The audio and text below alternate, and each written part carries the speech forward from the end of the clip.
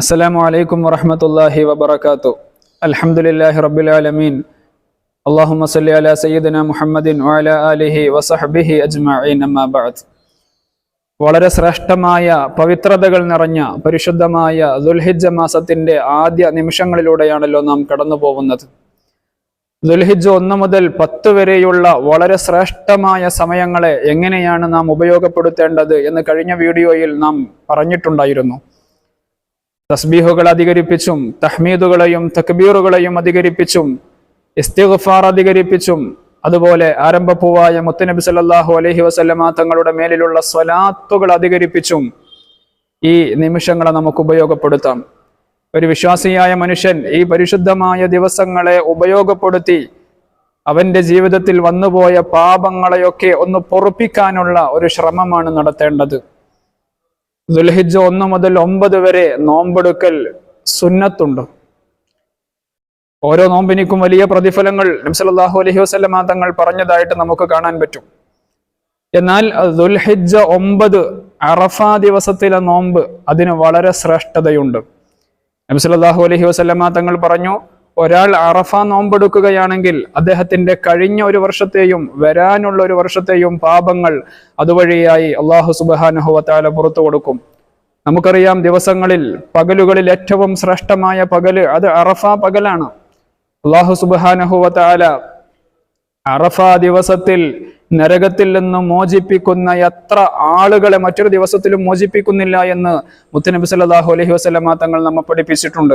അത്രയും ശ്രേഷ്ഠതകൾ നിറഞ്ഞ അറഫ ദിവസത്തിൽ നോമ്പെടുക്കൽ ശക്തിയായ സുന്നത്തുണ്ട്. ഈ വീഡിയോയിൽ നാം പറയുന്നത് പല ആളുകളും സംശയിപ്പിക്കാറുണ്ട്. എന്നാണ് അറഫ ദിവസത്തിലെ നോമ്പെടുക്കേണ്ടത്? ഹാജിമാർ അറഫയിൽ സംഗമിക്കുന്ന ആ ദിവസമാണോ അതോ ദുൽഹിജ്ജ 9-നാണോ? ഇത് പലരും സംശയിപ്പിക്കുന്ന ഒരു വിഷയമാണ്.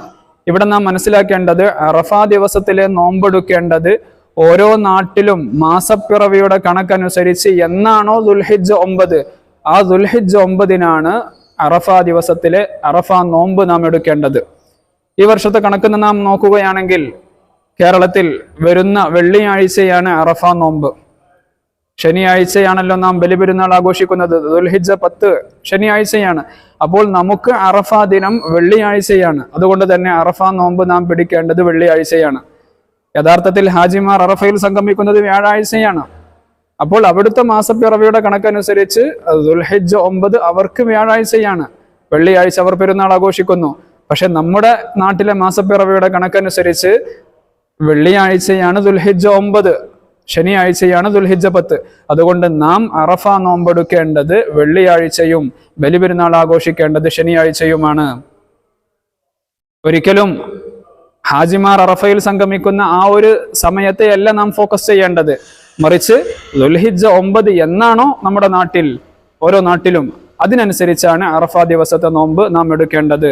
മറിച്ച് അറഫ സംഗമം നടക്കുന്ന ആ ഒരു സമയത്ത് ഉന്നം വെച്ചുകൊണ്ട് നാം നോമ്പെടുക്കാൻ ശ്രമിക്കുകയാണെങ്കിൽ നാം മനസ്സിലാക്കേണ്ടുന്ന ഒരു വിഷയം, ഹാജിമാർ അറഫയിൽ സംഗമിക്കുന്ന സമയത്ത് ലോകത്തിന്റെ പല ഭാഗങ്ങളിലും രാത്രിയാണ്. അപ്പോൾ അവർ എപ്പോഴാണ് നോമ്പെടുക്കുക? അതുപോലെ ലോകത്തിന്റെ പല സ്ഥലങ്ങളിലും ഒരുപക്ഷെ ദുൽഹിജ്ജ 10 ആയിരിക്കാം, അല്ലെങ്കിൽ ദുൽഹിജ്ജ 8 ആയിരിക്കാം. അതുകൊണ്ട് ഹാജിമാർ അറഫയിൽ സംഗമിക്കുന്ന ആ ഒരു സമയത്തെയല്ല നാം ഉന്നം വെക്കേണ്ടത്. മറിച്ച് ഓരോ നാട്ടിലും മാസപ്പിറവിയുടെ കണക്കനുസരിച്ച് എന്നാണോ ദുൽഹിജ്ജ 9, ആ ദുൽഹിജ്ജ 9-നാണ് അറഫ നോമ്പെടുക്കേണ്ടത് എന്ന കാര്യം പ്രത്യേകമായി ശ്രദ്ധിക്കണം എന്ന് സ്നേഹപൂർവ്വം ഓർമ്മപ്പെടുത്തുകയാണ്.